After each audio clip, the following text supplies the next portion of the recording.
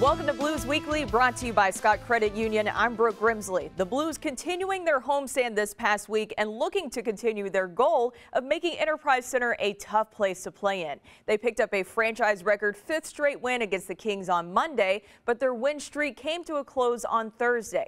Luckily, though, last night the Blues were able to close out their homestand on a high note as they got back on track with a hard-fought win against the Blackhawks. Both goalies were impressive. Jordan Binnington with his ninth career shutout last night, and on the other side, Blackhawks Marc-Andre Fleury with 36 saves, but Torrey Krug was able to sneak a power play goal right past Fleury in the third, putting the Blues on the board, and that is all it would take. Blues win their sixth game of the season, and Krug gets his first goal of the season. The Blues are able to close out their homestand on a high note before hitting the road for 4 straight games. Overall, pretty good Saturday. So, obviously, it was important for us to get this win tonight. And Binner played a heck of a game, and guys showed up and played pretty well defensively. So, we had to reward him on the power play. And sometimes you got to get lucky to beat a good goaltender like that. He was seeing the puck, and he did a great job of keeping his team in it. And we just couldn't get too many by him. So, I was lucky enough to squeak one in, and the power play showed up and helped the team win. It was good momentum both ways. It was an exciting hockey game, I think, and like DP said, just it was loud, and the new DJ, whoever's doing it, the staff's really making it fun out there for us on a nice level. They're going to be nice like this where you find a way to get a few early. Maybe it opens up the game and you end up scoring a lot of goals. And other nights we got to find a way to win 1-0. And I really like how we stayed with our game for most of the night. We didn't give up that much. A couple of chances at the end to kind of scare us there with a few seconds left. But yeah, for the most part, pretty good. For more insight on the Blues and the news surrounding them this week, we bring in now voice of the Blues for Bally Sports Midwest, John Kelly. John, thank you so much for joining us on Halloween. Blues experiencing some tricks and some treats here lately. They get back on track with a win last night against Chicago, but today they announced that they had to add another player to their team's non-roster COVID-19 protocol list, Ville Husso. So if you could just kind of dive into that and these highs and lows that the Blues are kind of experiencing right now. Yeah, it's. I think it's been shocking to me, quite honestly, that COVID has affected not just the Blues but a lot of NHL teams. And Husso is now the third Blues player to come down with COVID, or at least go in COVID protocol. But you know, San Jose yesterday, Brooke, to go off subject a little bit, they had 7 players and their head coach Bob Boughner go in COVID protocol, and they amazingly beat the Winnipeg Jets 2-1 yesterday. So the bottom line is, COVID remains very unpredictable, and unfortunately, it's hit the Blues hard with O'Reilly, Saad, and now Ville Husso in COVID protocol. And if you could just kind of explain a little bit how teams in the NHL are approaching this COVID-19 protocols list this season. Is it up to the league or the team doctors to decide a kind of a timetable on the player's return? Well, if you do test positive, you have to be in protocol for 10 days. Now, it is possible, and Jonathan Toews of the Blackhawks had this happen to him. He tested positive a week or so ago, and then it was a false positive, so he actually never missed the game. So I guess it's possible that that could be the case with Ville Husso, but I'm not sure at this point. I do know that the players are tested every 72 hours, so basically a couple of times a week. And if they do test positive, then they go in the protocol, and you have to test out a protocol, basically. So, you know, Saad now, by the way, did skate yesterday, skated early today, and the Blues are hoping that because he'll be on the ice now for 3 or 4 days, that he can play in Wednesday's game in Los Angeles. But COVID remains very unpredictable, and unfortunately, it's hit the Blues very hard so far. Yeah, that's right, John. Well, let's get to a little bit of a happier subject right now. Taking a look at last night's game, Blues with a very gritty win against the Blackhawks. Even though Chicago's winless this season, they really didn't make it easy on the Blues, but you still got a Torrey Krug power play goal, and Jordan Binnington with his 9th career shutout, first since February 20th, 2020. What did you like about that game last night, John? Well, I liked the start the Blues had. They really dominated early. Marc-Andre Fleury in goal for Chicago was great, but you know, Binnington, as you mentioned, his first shutout of the season, stopping all 25 Chicago shots, including some point-blank chances. But I think the biggest thing is, you know, Chicago coming into the game, as we know, they were winless. allowing 4.3 goals per game. So defensively, they really struggled. And I thought the Blues could have had more than one goal. Krug got the one power play goal and a quick shot that really surprised Marc-Andre Fleury. But, give him credit. He's a future Hall of Fame goaltender, and he did a fantastic job. Now, Craig Berube did say this morning after practice that he felt the Blues could have had better puck decisions. So, perhaps they passed up some good shots. They didn't make the right decisions at all times. But in a way, it was also a trap game, Brooke, because the Blues record was obviously what it was, 5-1. Chicago really struggling, as I said. But anytime you have those two rivals going together, it's going to be a good, intense game. But, the bottom line is the Blues got the 2 points. They got the goal from Krug. And now you move on and you're 6-1 going on a 4-game road trip. I feel like right now we're kind of missing Ryan O'Reilly. Going back to that COVID-19 protocol list, he is going to be out for a minimum of probably 10 days here. Losing anybody is tough, but especially when it's O'Reilly, your captain. Even his line mate David Perron saying earlier this week that O'Reilly does so much for this team on and off the ice. John, have you just noticed that his absence has really made a difference for the Blues here these past 2 games?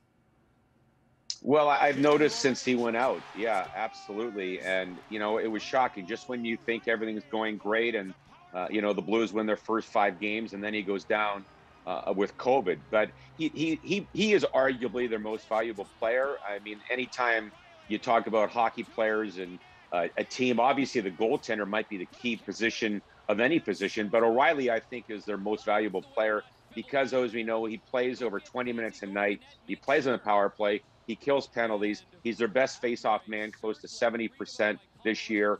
And his chemistry with David Perron has been superb. So we've only seen really the Blues top line of Brandon Saad, O'Reilly, and Perron for a couple of games. So we really don't know how good that line can be. We do know that O'Reilly and David Perron have had great chemistry the last 3 years. So it's a huge loss. Hopefully he'll be back in the not-too-distant future, but you really can't put your finger on how valuable he is. He is certainly, as I said, I think he's their most valuable player.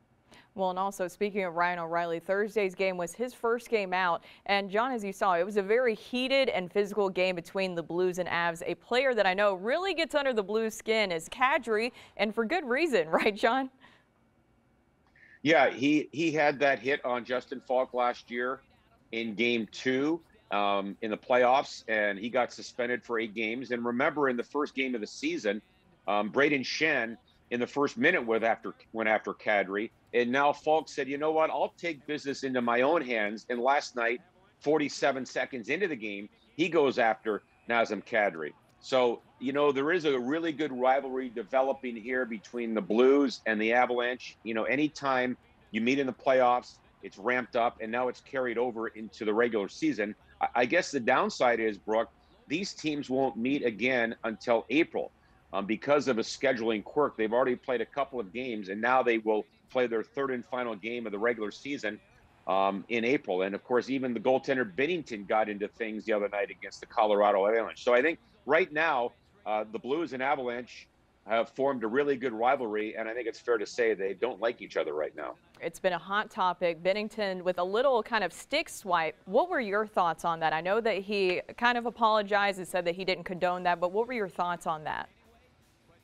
Well, it's something now we've seen 3 or 4 times from Jordan Binnington. He did it last year in San Jose when he got pulled from a game and he was skating off and went after a couple of Shark players, and it really sparked the Blues in that particular game, and they came back and won. And I think that's what he was doing the other night. But I don't condone, as he said, swinging the stick. You can't do that. And, the downside is, really the biggest thing is he gets a misconduct. So somebody has to serve his 10 minutes. So it really affects the lines and the deep pairs and things like that. The other thing is, if he does hit a player with a stick like that, Brooke, as you know, you're looking at perhaps an injury to the opponent and perhaps a suspension for your number 1 goaltender. So, I think Jordan knows that he went too far, but I think he had the right intentions in trying to spark his team. But he's a fiery goaltender, and you don't want to take that away from him. But at times, of course, he does get to the line, and you just can't cross that line. We'll hear more from Voice of the Blues John Kelly after the break. But first, let's get to know Blues defenseman Justin Faulk better. He's donned the blue note since the 2019-2020 season, and after a tough first year with the team, he's finally finding his groove and becoming a key member of the squad.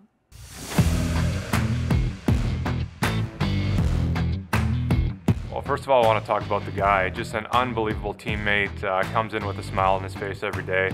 And then the player, I mean, he's fast, he has a great shot, he's physical. He's not the tallest guy, but he's thick. Like when he runs into guys, he moves anybody. He's a great puck mover. He scored a few highlight reel goals last year. I feel like people don't expect him to have that kind of skill, but he is unbelievable in all facets of the game. And I feel like he's a big leader on our team. I've said it plenty of times, I think that I wasn't very good in year one, and that's no secret. I think everyone can agree with that. Just kind of finding my game, and I think I was getting there at the end of the year there, before we shut down with COVID with the first year, and then was able to just kind of bounce back and find it consistently last year, and kind of keep through the whole season.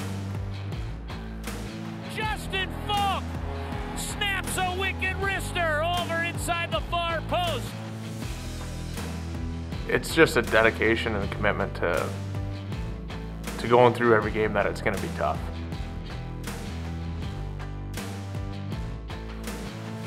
I think it's pretty resilient. We got an older group in here, and there's not many teams in the league that have that, and we got a lot of guys that have been in this league for a long time. And when you have that, guys are comfortable in any situation.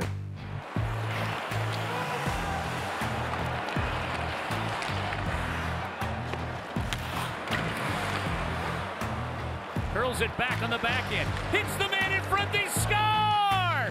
Justin Faulk is 2 in the game. Nothing really phases guys, and I think you see that come through as time goes on throughout the season.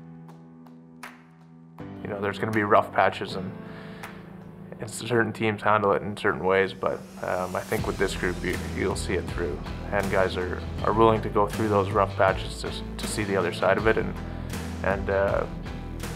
keep grinding and keep their nose to the ground and working hard.